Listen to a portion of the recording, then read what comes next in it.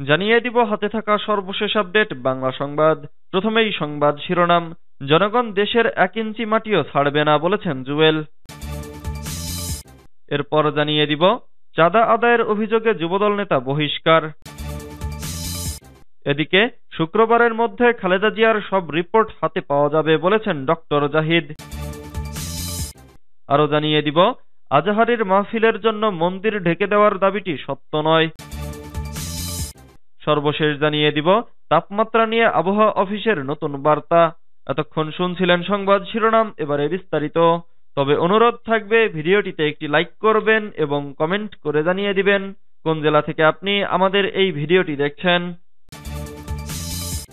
জনগণ দেশের 1 ইঞ্চি মাটিও ছাড়বে না বলেছেন জুয়েল। চাঁপাই নবাবগঞ্জে সম্প্রতি ভারতীয় সীমান্তরক্ষী বাহিনী বিএসএফ ও বিজিবির মধ্যে সৃষ্ট স্নায়ুযুদ্ধের ব্যাপারে উদ্বেগ প্রকাশ করে জাতীয়তাবাদী যুবদল ঢাকা মহানগর উত্তরের আহ্বায়ক শরীফুদ্দীন জুয়েল বলেছেন, আপনারা বাংলাদেশিদের বিরুদ্ধে যে ষড়যন্ত্রে লিপ্ত হয়েছেন, বাংলাদেশের জনগণ আপনাদের সে উদ্দেশ্য কখনো সফল হতে দেবে না। জনগণ প্রয়োজনে নিজেদের বুকের তাজা রক্ত ঢেলে দিবে, কিন্তু দেশের 1 ইঞ্চি মাটিও ছেড়ে দেবে না। সোমবার 13 জানুয়ারি দুপুরে রাজধানীর মোহাম্মদপুর থানাধীন 34 নং ওয়ার্ড যুবদলের কর্মী সভায় প্রধান অতিথির বক্তব্যে এসব কথা বলেন তিনি। যুবদল ঢাকা মহানগর উত্তর শাখার সাংগঠনিক গতি বৃদ্ধির অংশ হিসেবে এ কর্মী সভা অনুষ্ঠিত হয়। শরীফুদ্দীন জুয়েল সফল কর্মী সভার আয়োজন করায় 31 নং ওয়ার্ড যুবদলকে অভিনন্দন জানান। তিনি বলেন, সংগঠনকে শক্তিশালী ও সুশৃঙ্খলভাবে ঢেলে সাজানোই আজকের কর্মী সভার লক্ষ্য। ঢাকা মহানগর উত্তর যুবদলের এই আহ্বায়ক বলেন, আন্দোলন সংগ্রামে যারা গুরুত্বপূর্ণ ভূমিকা রেখেছে, জেল জুলুমের শিকার হয়েছে এবং যারা দলীয় শৃঙ্খলা মেনে চলেছে, তাদেরই একমাত্র যুবদলে স্থান হবে। এ সময় বিএনপির প্রতিষ্ঠাতা শহীদ প্রেসিডেন্ট জিয়াউর রহমানের একটি বক্তব্য উদ্ধৃত করে তিনি বলেন, একজন প্রকৃত কর্মী চেনা যায় দুই সময়ে, দুঃসময়ে যে ছেড়ে যায় না এবং সুসময়ে যে চরিত্র হারায় না। 5 আগস্ট হাসিনা সরকারের পলায়নের পর যারা চরিত্র হারায়নি তারাই যুবদলে প্রাধান্য পাবে। চাঁদা আদায়ের অভিযোগে যুবদল নেতা বহিষ্কার। নওগাঁর রানীনগরে প্রবাস ফেরত এক যুবককে বাড়ি থেকে তুলে নিয়ে মারধর করে 2 লাখ টাকা চাঁদা আদায়ের অভিযোগে একডালা ইউনিয়ন যুবদলের যুগ্ম আহ্বায়ক ইমরান হোসেনকে দল থেকে বহিষ্কার করা হয়েছে। রোববার 12 জানুয়ারি জেলা যুবদল তাকে প্রাথমিক সদস্য পদসহ দল থেকে বহিষ্কার করে। বহিষ্কৃত নেতা ইমরান হোসেন উপজেলার চাকারপুকুর গ্রামের মৃত সোলেমান সরদারের ছেলে। জেলা যুবদলের যুগ্ম আহ্বায়ক দেওয়ান মোস্তাকিম আহমেদ নিপু স্বাক্ষরিত এক প্রেস বিজ্ঞপ্তিতে তাকে বহিষ্কারের বিষয়টি নিশ্চিত করা হয়েছে।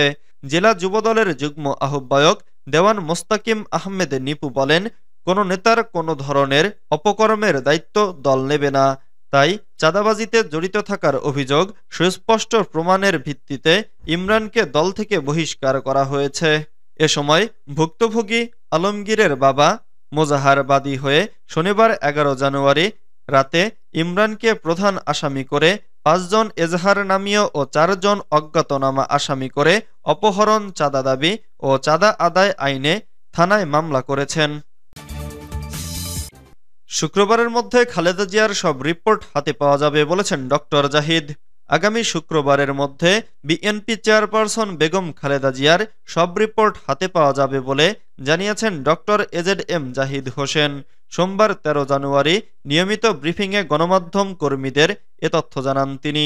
খালেদা জিয়ার ব্যক্তিগত চিকিৎসক ডক্টর জাহিদ হোসেন বলেন, নেফ্রোলজি কনসালটেন্ট, হেপাটোলজি কনসালটেন্ট ও লিভার ট্রান্সপ্লান্ট সহ বিভিন্ন বিষয়ে ডাক্তাররা প্রতিদিনই ওনার স্বাস্থ্য পরীক্ষা নিরীক্ষা করছেন। পরীক্ষার রিপোর্টের ওপর ভিত্তি করে কিছু কিছু পরিবর্তন করা হচ্ছে।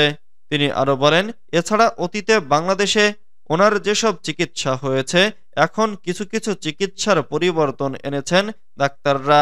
খালেদা জিয়ার লিভার ডিজিজ এবং হার্টের যে সমস্যা রয়েছে সেগুলোর রিপোর্ট এখনো কমপ্লিট হয়নি। জাহিদ হোসেন বলেন, খালেদা জিয়ার সব রিপোর্ট হাতে পেতে আগামী শুক্রবার 17 জানুয়ারি পর্যন্ত সময় লেগে যেতে পারে। এ সময়ের মধ্যে ডাক্তাররা চেষ্টা করবেন যাতে পরবর্তী চিকিৎসা সম্পর্কে একটা প্ল্যান করা যায়। চিকিৎসকরা এখন চিকিৎসায় অতি দ্রুত যেসব পরিবর্তন আনা দরকার সেগুলো আনছেন। তিনি আরো বলেন, ওনার পরবর্তী চিকিৎসা কতটুকু প্রয়োজন বা কতটুকু দরকার সে বিষয়েই আলোচনা হচ্ছে।